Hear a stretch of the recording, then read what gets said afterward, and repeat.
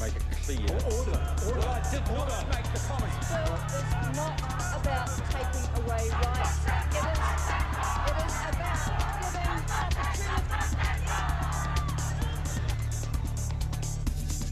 Kia ora, ladies and gentlemen, good evening and welcome to Citizen Aid, where we wrap the week's current affairs with the best political team on television from a very, very, very Auckland perspective. Warning, we're as fair and balanced as Fox News. Joining me tonight to wrap the 2012 news year, two of our favourite panellists. She is from the Auckland University Department of Film, TV and Media Studies and lectures at Massey Uni, one of the best bloggers in New Zealand, Phoebe Fletcher. And he is an author, a columnist and political commentator. Proof the revolution will be televised. Blogger Chris Trotter, welcome to you both. Coming up tonight, issue 1, who were the best and worst politicians and political parties for 2012. Issue 2, what were the biggest political and economic news stories for this year? And issue 3, what flew under the news radar? Plus, we'll end the show on a final word, but let's kick things off tonight with issue 1.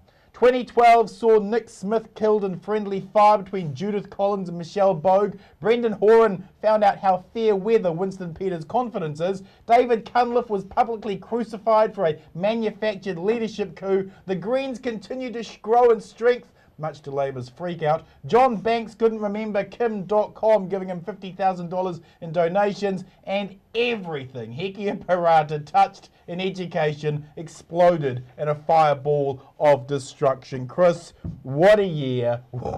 Which politicians won and lost this year? Well, I've got to say, I hate doing these things. And when someone asks me, who is the best politician, I mean, it's got to be the person who sits at the top of the greasy pole, who hasn't slipped down it to any great extent, and that has to be the Prime Minister. I mean, he can't go past the fact that John Key is still incredibly popular. His party remains stuck in that mid 40% range in the most of the opinion polls, practically all of the opinion polls. And his style of politics continues to unnerve and inhibit most, if not all, of his principal opponents. And part of that style is to turn serious into boring, and to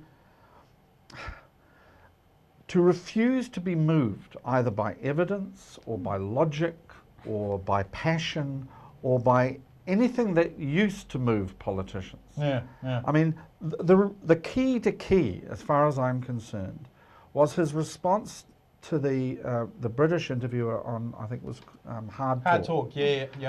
When the interviewer talked about scientists who had said that the clean green image was largely a myth. Key's response was, well, I can find you scientists which will, say the opposite. Disprove what you've just said. They're like lawyers, and as someone said recently, thereby dissing both science and the law in a single sentence. And this is the political strength of the guy. He doesn't respond to the usual assaults that political opponents attempt to launch against a prime minister, and so that style of politics just leaves the incumbent virtually unassailable, except every 3 years at election time. Has he managed to depoliticise the position of Prime Minister? Yes. Oh, I mean, I think that's a succinct way of saying what I took a great deal of time to say. Yes, he's depoliticised politics. That's what he always tried to be, the anti-politician. The guy who really doesn't take it all that seriously and will do Gangnam Style on the edge. And how do you fight that? Of course. I can't think of a way, in a traditional political sense, how you deal with someone like that. Phoebe, who were the best politicians, who were the worst this year? Who were the best? I would agree with Chris in that John Key has successfully managed to depoliticise politics despite a series of gaffes that continue on. Not least with the gay marriage yesterday, they're talking about whether he uses the C word in jokes at home, Gangnam Style. you know, it is just really incredible watching someone who should really be a lot more prime ministerial, I suppose, manage to divert attention away from things like the surplus with these kind of jokey, gamey radio shows. I would have to agree with Patrick Gower to some extent that I think Collins has managed to survive quite a difficult year with her nose quite clean, and more so than I would have expected with that ACC scandal and so on going down. That, you know, Gower's quite right. She has successfully scalped 9 people this year, which make her quite a force to be reckoned with, particularly within the National Party. Russell Norman, I would have to commend as well, because, you know, with Labour really disintegrating and falling to pieces, he has come through as quite a force. In terms of the worst politicians, I mean, you would be really tossing up between Hekia Parata and John Banks. Really? Are those the two at the bottom of the pile? I would say so. I mean, John Banks, with the Sky City scandal, you know, really it looked for quite some time there that he might actually damage Key's position. Whereas Hekia Parata's, as you say, everything she's touched in education has fallen to pieces this year. We had the class size fiasco, and I think, you know, this is one that will roll into the next year with the upcoming decisions on Christchurch schools, that she's going to be a person that's under quite a lot of fire as well. Is it credible that John Banks was handed a donation in an envelope from Sky City, with Sky City on the envelope, and him claim that he didn't know who gave him that money? Is that credible? No, it's absolutely not credible. I think you would have to say that John Banks has zero credibility. But the interesting thing about that fiasco was that he, you know, sort of highlighted the close links that the National Party do have to Sky City in terms of lobbying. So will Hekia Parata be moved out of education, do you think? Well, it's interesting to see. I mean, you've got on the tip line this morning, Whale Oil was saying that you've got news that there's 2 more people that have left her office or are thinking of doing so. So I don't know. I mean, she may remain there. She was, you know, touted as the kind of golden girl that could bring in charter schools, particularly because she was Māori. So, you know, she was seen as somebody that might be able to give an example of how a kind of Māori immersion model of education might function. I mean, she has had some criticism for having a relative that got a contract, of course, in Christchurch.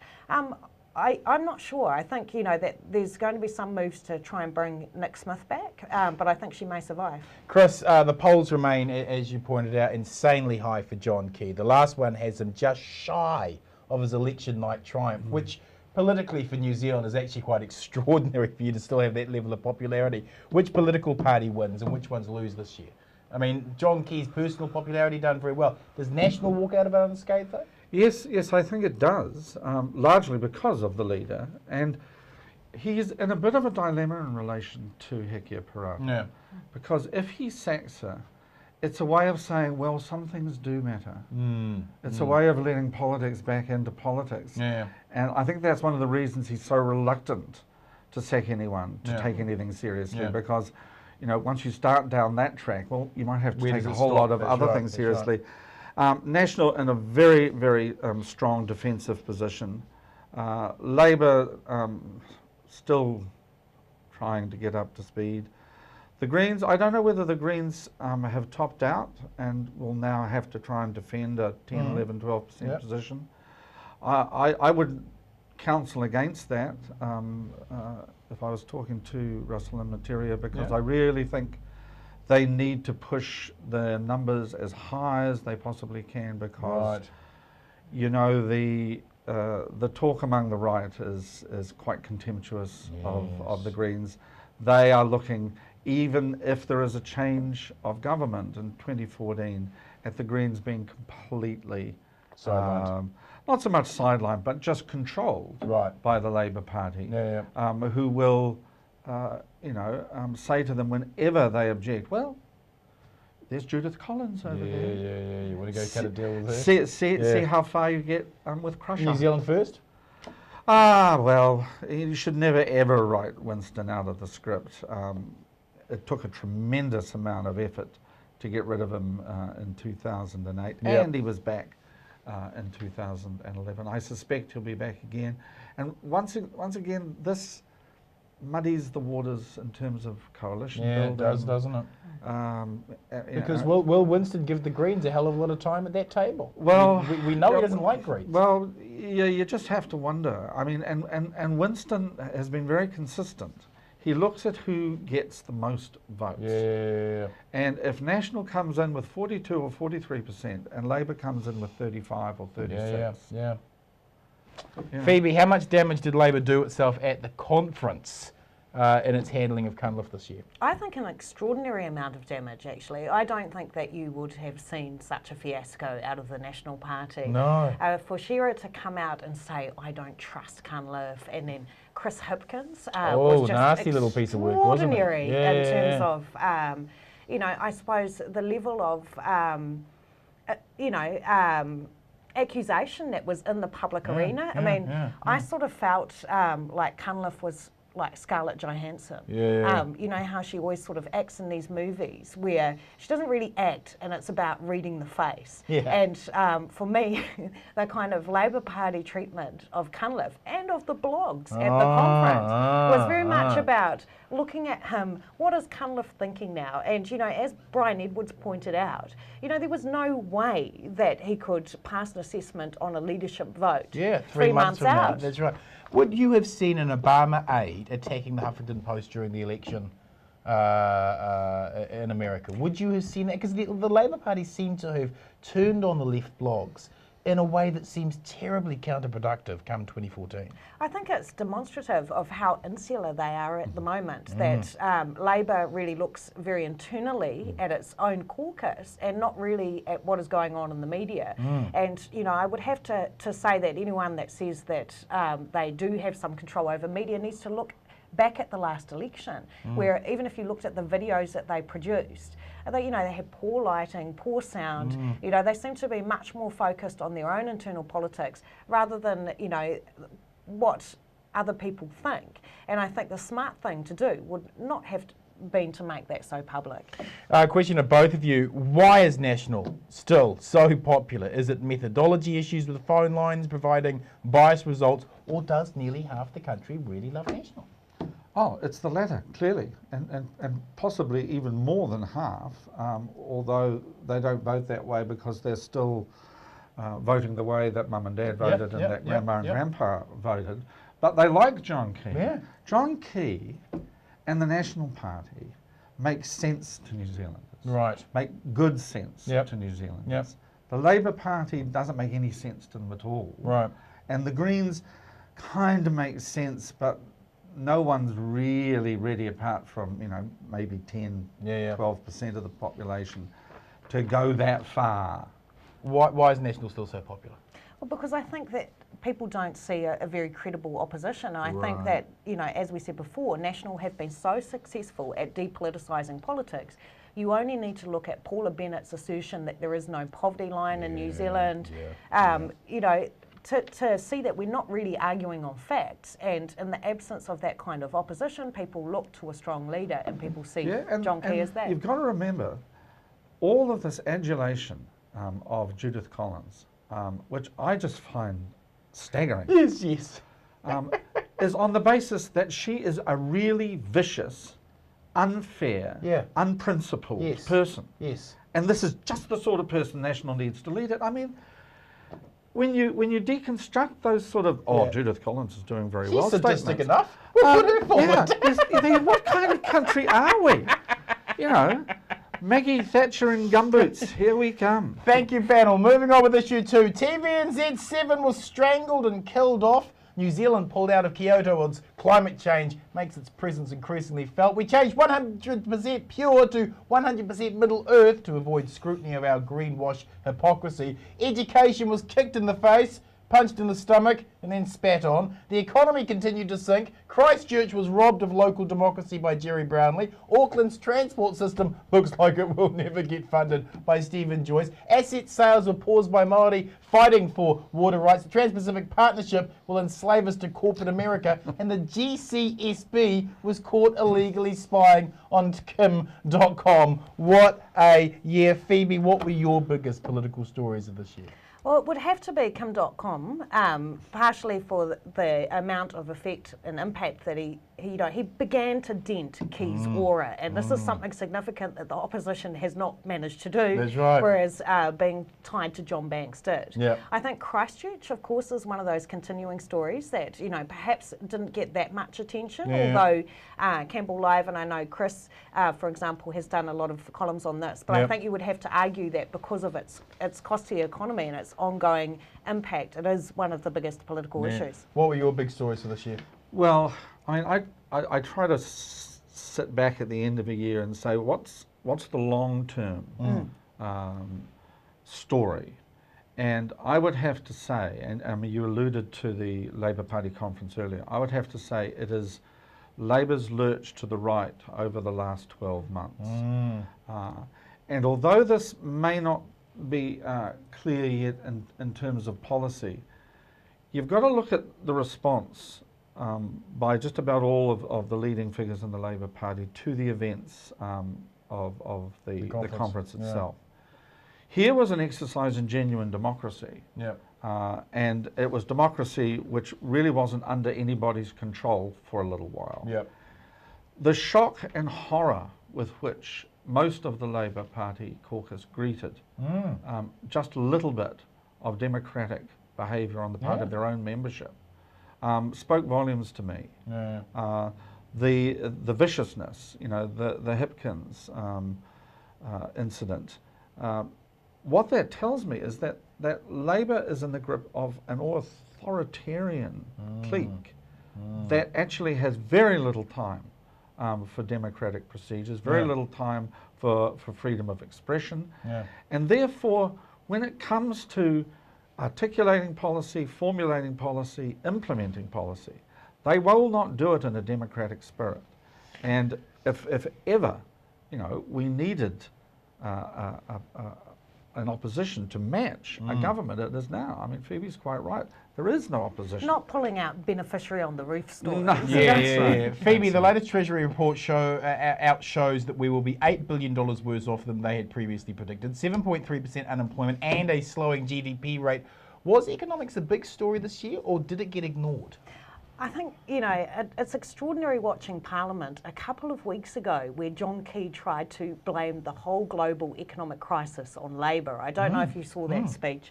But it's amazing to me how little of a dent economics has had when, if you look at the Gini coefficient, for example, we've got the highest levels of inequality that we've had. You look at the bottom third of our population is only marginally better off than they were in the 1980s. You've got 7.3% unemployment. But no one blames John Key. No one blames his policies, Well, do they? I think the fact that you've got David Shearer talking about beneficiaries on the roof as well shows that, when you go into economic hard times, you look to push-button issues. And, this is one of the first things that governments do when they get into power is to recategorise all of those, benefits to make it look like they've got better numbers. Chris, how badly has the government handled education with Hekia Parata as minister? I mean, could it be something they lose the election on? I doubt it. I think national standards was a very popular policy. I think the situation in Christchurch was very grievous from the perspective of the people affected in Christchurch. But I don't know whether the rest of the country has worried too much about that. I think the Nova Pay scandal is one of those, I cannot believe that it actually is getting worse. Yes, type it's actually getting worse. But once again, the teachers will be feeling the most aggrieved. But most of the country, isn't a teacher. I mean, and I think one of the great things that Key has been able to do, it's a trope, as they say, is we have done really well compared to the rest of the world. The rest of the world is going to hell in a handcart. And we in New Zealand, we've got 7% unemployment, but hey, look at Spain, it's 20%. That's right. Look at Greece, it's 25%. Even look at France, it's 10, 15%. I mean, we're not doing that badly. That's right, Really, that's we're right. not. And New Zealanders, Lap it up. who are very mobile and who, go on the internet, they think, actually, he's right. Final question to both of you. You saw ideological pushback with a living wage campaign, the Aotearoa's not for sale movement, Glen Innes housing occupations, more union activism, a manufacturing inquiry alongside criticism of the Reserve Bank's methodologies. Did those pushbacks change the debate, did you think, this year? I don't think they really did at all, actually. Yeah. And I think, Chris is right when he said at the start of this program that you're not really seeing any denting in their approval ratings. I don't know whether the so-called coalition of the losers, in terms of looking at the manufacturing crisis, the 40,000 jobs that we've lost over the 4 years, I think that might be something that begins to have an impact in the new year. The fact that you've got New Zealand First, the Greens, and Labour, and the Manufacturers Association turning Yeah. up with their money as well. That's a biggie there. Did they manage to change the narrative? Did the pushback? I think briefly, New Zealand's version of the Occupy movement, which was, at its peak around this time last year. I think it was an addendum to the Occupy movement around the rest of the world. I think that brought discussion of equality into sharper focus. But really, no, most of New Zealand is still doing fine. Yeah. The people who aren't doing fine tend to be brown. Yep. And they're not voting. And yes, they tend to be alienated from the system to a degree that they pose no threat. Yep. Yep. And there has been nothing on the streets to equal the Greenpeace anti-mining march, nothing even close. Yeah. And that's the benchmark. Yeah. I admired, socialist Aotearoa for getting 8,000 people on the street, but that's a lot less than 50,000. Thank you, panel. Moving on with issue 3 in our multi-platform social media world of right here, right now, living an instantaneous moment without any reflection. Much news can pass right under the radar. Phoebe, what was one of the stories that didn't get enough attention this year? I think in terms of New Zealand, and I suppose also the other countries, it would be the Trans-Pacific Partnership Agreement. I think internationally it would actually be Obama's drone war. The fact that there were drone strikes in Yemen, for example, within 24 hours of his election. Yes. Israel bombing Khartoum, right? Bombing the Iranian Revolutionary Guard's factory. That's an extrajudicial killing of an extraordinary nature. And also I think the US expansion across Africa also didn't get a big story get this much year. attention. What didn't get the attention it deserved, Chris? We've already alluded to it earlier, Bomber, the rise of the blogs and the hysterical response of the mainstream media to this rival that it's suddenly noticed on its mostly left flank, I think it's fair to say.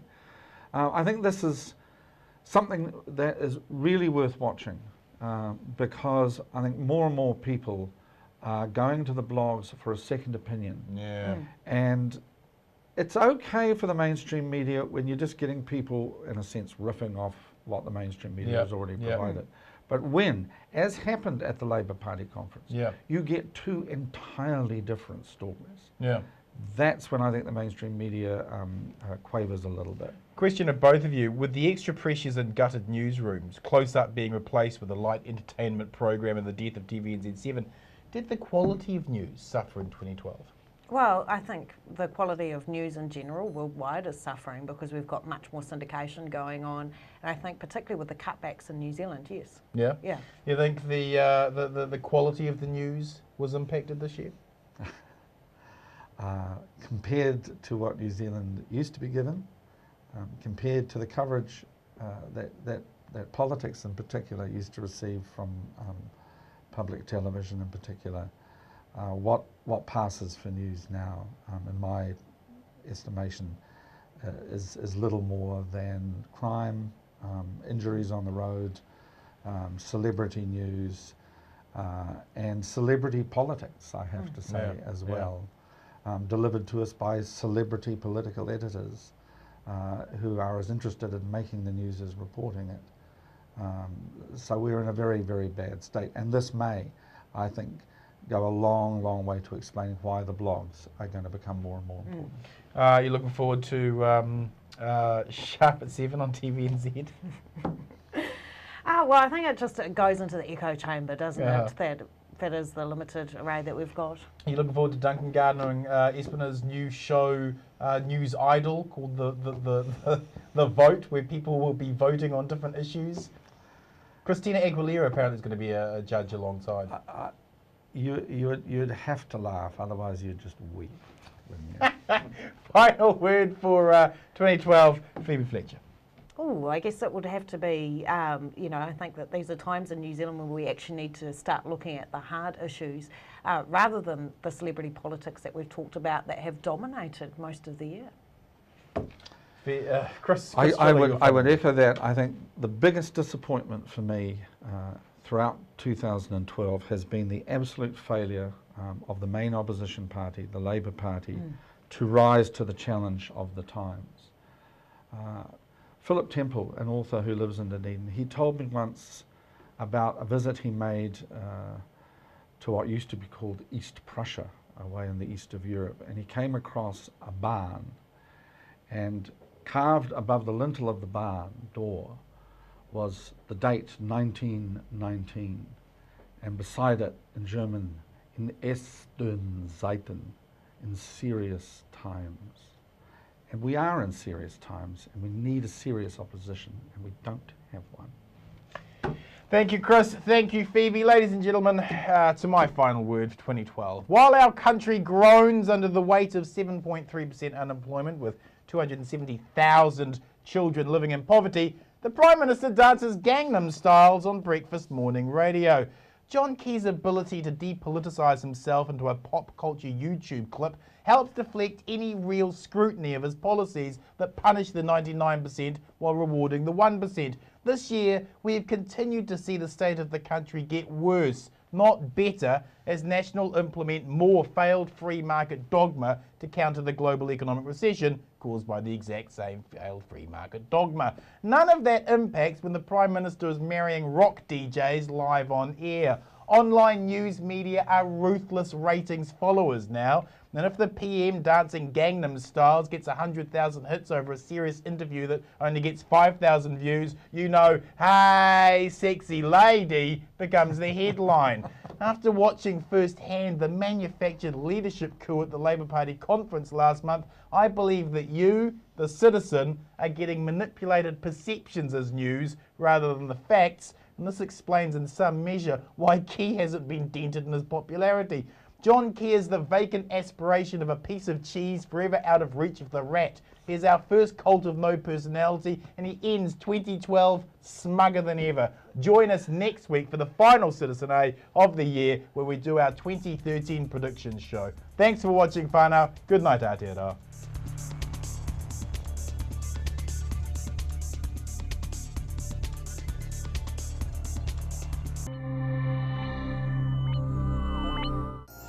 Supporting local content so you can see more of New Zealand on